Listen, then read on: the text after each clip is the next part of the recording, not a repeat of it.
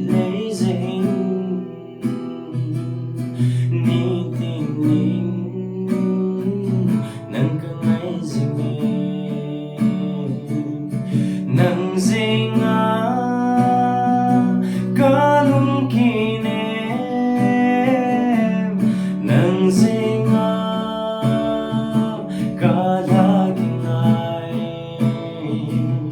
nang zinga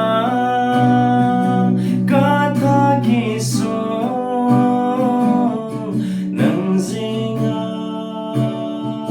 kataging ay nang lovin Setlei kahin ko kamangampo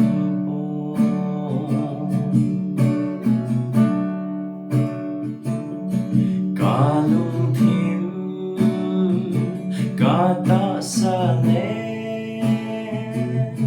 kalaga nang ngai nang lovin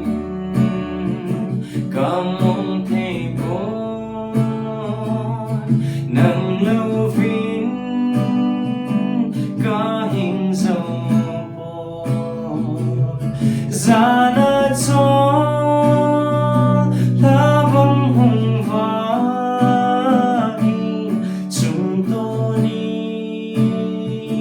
bangin hinsalin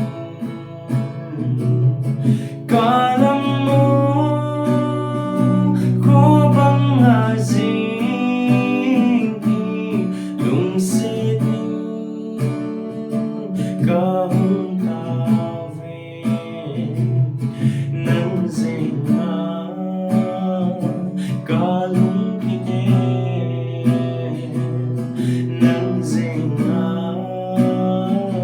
kalaging ay nang zinga kalung kinem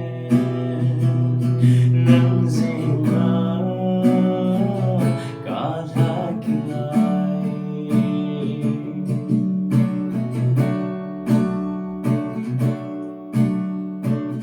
Titita sa pea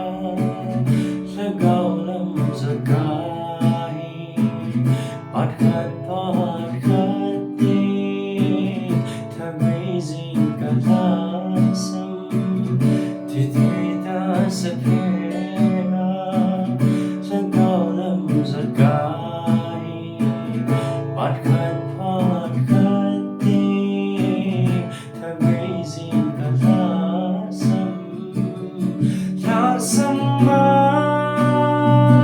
kata beziting solampur linhungin kalsingdai tui zinglei sabsin lungsitin kahong nang zinga kalung kinem nang zinga kataging ay nang zinga katagisom nang zinga kataging